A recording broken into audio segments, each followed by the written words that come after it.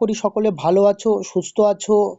সকলেকে আজকের এই নতুন একটা ভিডিওতে সবাইকে স্বাগত। আজকের যে পার্ট সেটা হচ্ছে পশ্চিমবঙ্গের মাটি। যে সমস্ত চাকরির প্রার্থীরা আছো তাদের জন্য খুব গুরুত্বপূর্ণ হতে চলেছে এবং খুব শর্ট নোটের মধ্যে কিন্তু পশ্চিমবঙ্গের মাটি সম্পর্কে বিস্তারিতভাবে ব্যাখ্যা কিন্তু এখানে করা আছে। তো যারা যারা চাকরির এক্সপারেন্ট আছেন বা চাকরির জন্য কম্পিটিটিভ এক্সাম পড়ছেন তাদের ক্ষেত্রে কিন্তু খুবই গুরুত্বপূর্ণ একটা টপিক। এবং এছাড়া যে সমস্ত শিক্ষার্থী 9, 10, 11, 12 যারা আছো তাদের ক্ষেত্রেও কিন্তু খুব গুরুত্বপূর্ণ একটা টপিক নিয়ে কিন্তু আজকের আলোচনা। তো আজকের পশ্চিমবঙ্গের মাটি সে ওয়েস্ট বেঙ্গল সয়েল সম্পর্কে কিন্তু বিস্তারিতভাবে বলবো।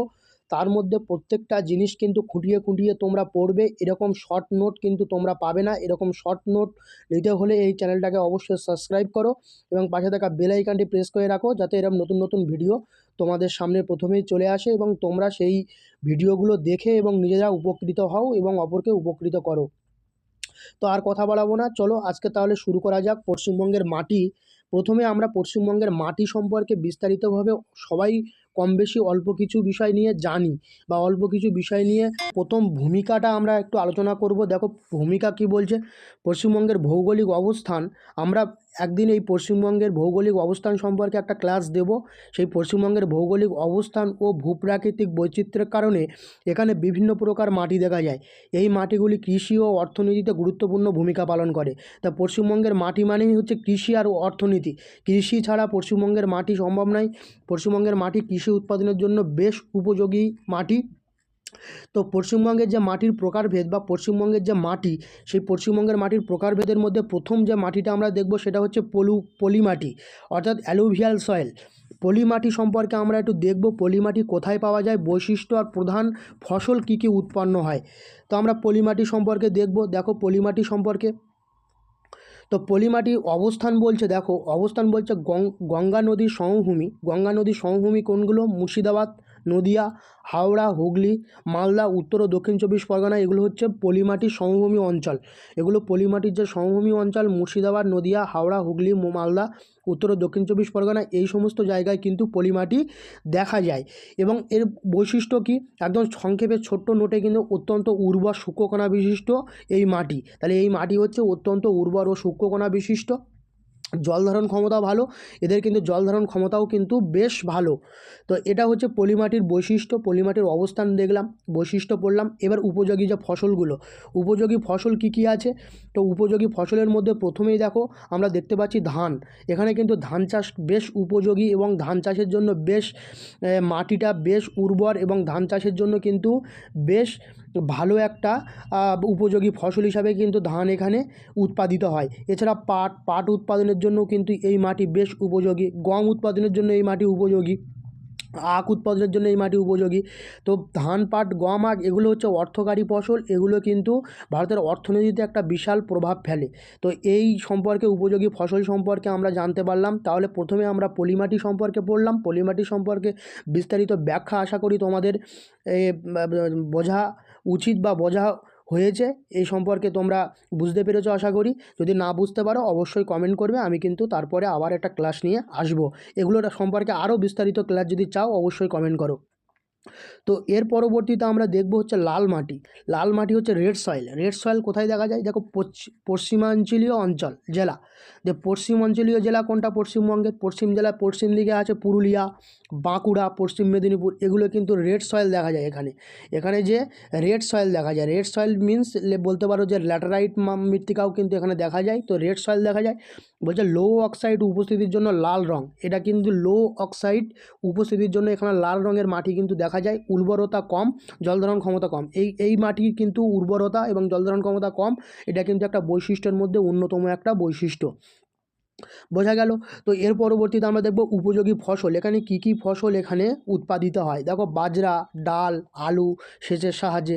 আলুটা চাষ হয় কিন্তু সেচের সাহায্যে চাষ হয়। এখানে কিন্তু আলু সেচ না দিলে কিন্তু আলুর চাষটা হবে না। তো এই রেড সয়েলে কিন্তু বাজরা, ডাল, আলু এগুলো কিন্তু উপযোগী ফসল হিসাবে চাষ হয়। এক্ষেত্রে পশ্চিমাঞ্চলীয় বলতে পশ্চিমবঙ্গের পুরুলিয়া, পশ্চিম মেদিনীপুর, বাঁকুড়া, এই সমস্ত জায়গায়।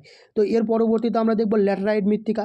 নদীর যে ল্যাটেরাইট মৃত্তিকা, দেখো ল্যাটেরাইট সয়েল পুরুলিয়া, যেটা একটু আগে বললাম রেড সয়েলও দেখা যায়, বাঁকুড়া, পশ্চিম মেদিনীপুর, উঁচু মালভূমি অঞ্চল, এগুলো সম্পূর্ণ ল্যাটেরাইট মাটি দেখা যায়। উঁচু মালভূমি অঞ্চল পুরুলিয়া, বাঁকুড়া, পশ্চিম মেদিনীপুর এই সমস্ত জায়গায় ল্যাটেরাইট মৃত্তিকা দেখা যায়।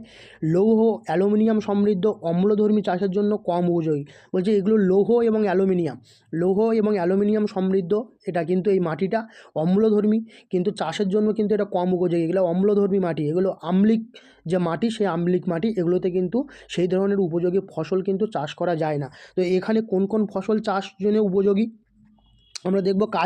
কাজু একটা বাদাম জাতীয় একটা ফসল, কাজু বাদাম। চা উৎপন্ন করা যায় এখানে। কিছু ফল সঠিক পরিচর্যা, কিছু ফল বলতে দেখো কমলা লেবু থেকে শুরু করে বিভিন্ন যে লেবু প্রজাতির যা কিছু ফল, সেই ফল কিন্তু সঠিক পরিচর্যা করলে তাহলে কিন্তু এই ল্যাটেরাইট মৃত্তিকাতে এটা করা সম্ভব হবে। তো আশা করি তোমরা এই ল্যাটেরাইট মৃত্তিকা সম্পর্কে বুঝতে পেরেছো। এর পরবর্তীতে আমরা দেখব পাহাড়ি মাটি, মাউন্টেন সয়েল। পাহাড়ি মাটি সম্পর্কে দেখব অবস্থান দার্জিলিং এবং কালিম্পং জেলা। তো অবস্থানটা হচ্ছে দার্জিলিং এবং কালিম্পং জেলা। বৈশিষ্ট্য জৈব পদার্থ সমৃদ্ধ ঢালু জমিতে অবস্থিত, ক্ষয়প্রবণ। জৈব পদার্থ সমৃদ্ধ ঢালু জমিতে অবস্থিত, এটা কিন্তু ক্ষয়প্রবণ, এটা বেশি পরিমাণে ক্ষয় হয়। তো এটাতে জৈব পদার্থ সমৃদ্ধ ঢালু জমি, এগুলো জৈব পদার্থ সমৃদ্ধ থাকে। উপযোগী ফসল, কোন কোন ফসল চাষ করার উপযোগী এটা? চা, আলু, আরও বিভিন্ন ধরনের ফল, এগুলোতে কিন্তু চাষ করা হয় এই দার্জিলিং কালিম্পংয়ের মাটিতে। তো এর পরবর্তীতে আমরা দেখব যে উপকূলীয় লবণাক্ত মাটি, এটা হচ্ছে স্যালাইন সয়েল। অর্থাৎ উপকূলীয় লবণাক্ত মাটি কোথায়? সুন্দরবন অঞ্চলে আমরা দেখা যায়। সুন্দরবন অঞ্চলের যে সমস্ত চাষাবাদ হয় সেগুলো কিন্তু এই লবণাক্ত মাটিতে চাষ করা হয়। এই লবণাক্ত মাটিতে কিন্তু এখানে কিন্তু ম্যানগ্রোভ জাতীয় উদ্ভিদ দেখা যায়। ম্যানগ্রোভ জাতীয়, সুন্দরবনে বিখ্যাত ম্যানগ্রোভ বন, সেই ম্যানগ্রোভ জাতীয় উদ্ভিদ কিন্তু এখানে দেখা যায় উপকূলীয় লবণাক্ত মাটিতে। এটা দক্ষিণ চব্বিশ পরগনা ও পূর্ব মেদিনীপুর এই অংশে দেখা যায়। পূর্ব মেদিনীপুর যেহেতু ওখানটায় দীঘা অবস্থিত, সেখানে সমুদ্রের আছে এবং সাগর আছে, বঙ্গোপসাগর আমরা জানি, বঙ্গোপসাগর আছে। এছাড়া কিন্তু দক্ষিণ চব্বিশ পরগনাও কিন্তু এই সুন্দরবন অঞ্চল দেখা যায় এবং এখানে কিন্তু এই লবণাক্ত মাটি কিন্তু দেখা যায়। বৈশিষ্ট্য লবণাক্তের মাত্রা বেশি, উর্বরতা কম। এখানে কিন্তু লবণাক্তের মাত্রা বেশি হয়, উর্বরতা কম। চাষ হয় না এরকম নয়, চাষ হয়, কিন্তু কিছু কিছু জায়গায় চাষ খুব কমই হয়। তো এখানে কি কি উপযোগী ফসল আছে? ফসল এখানে আমরা দেখব উপযোগী ফসল লবণ সহিষ্ণু ধান। এখানে কিন্তু যে ধান উৎপন্ন হয় একমাত্র দক্ষিণ চব্বিশ পরগনা, পূর্ব মেদিনীপুর, এগুলো ধানের জন্য ভালো, এগুলো ধান উৎপন্ন হয়, খুব খারাপ ধান উৎপন্ন হয় না, সেজন্য লবণ সহিষ্ণু ধান এখানে উৎপন্ন করা যায়। এছাড়া নারকেল, দেখবে এই যে নোনা জাতীয় এলাকা বা লবণাক্ত জাতীয় এলাকায় কিন্তু নারকেল চাষটা ভালো হয় এবং নারকেলের ফলনও ভালো হয়। তো নারকেল চাষটা হয় উপযোগী ফসল হিসাবে। খেজুরও হয় এই সমস্ত জায়গায়। তো আশা করি তোমাদের এই আজকের মাটির যে প্রকারভেদ, সেই মাটির প্রকারভেদ সম্পর্কে আশা করি বোঝাতে পেরেছি, একদম শর্ট নোটে তোমাদেরকে লেখা। এর পরবর্তীতে আমরা একটা জিনিস দেখব, সেটা হচ্ছে উপসংহার। দেখো পশ্চিমবঙ্গের মাটি বৈচিত্র্য কৃষির জন্য আশীর্বাদ স্বরূপ, তবে প্রতিটি মাটির ধরন অনুযায়ী সঠিক ফসল নির্বাচন এবং উন্নত কৃষি পদ্ধতি প্রয়োগ করা অত্যন্ত জরুরি। এই উপসংহারটা কিন্তু প্রত্যেকটা নোটের লাস্ট পজিশনে দিতে হয়। যারা মাধ্যমিক বা উচ্চ মাধ্যমিক দিচ্ছ বা যারা 9, 10 আছো, তারা কিন্তু এইভাবে লিখতে পারলে উপসংহারটা দেবে যে পশ্চিমবঙ্গের মাটির বৈচিত্র্য কৃষির জন্য আশীর্বাদ স্বরূপ, তবে প্রতিটি মাটির ধরন অনুযায়ী সঠিক ফসল নির্বাচন এবং কৃষি উন্নতি পদ্ধতি প্রয়োগ করা অত্যন্ত প্রয়োজন। তো আশা করি সম্পূর্ণ ভিডিওটি যারা দেখছেন তাদেরকে অবশ্যই ভালো লাগবে এবং যারা দেখছো তাদেরকে অবশ্যই ভালো লাগবে, বোঝাতে পেরেছি। যদি না বুঝে থাকো অবশ্যই কমেন্ট করো, আর পরবর্তী দিনে আবার অন্য একটা থিওরি ক্লাস নিয়ে তোমাদের সামনে হাজির হব। আজ এই পর্যন্ত, পরবর্তী কোনো একটা ক্লাসে তোমাদের সঙ্গে আবার দেখা হচ্ছে।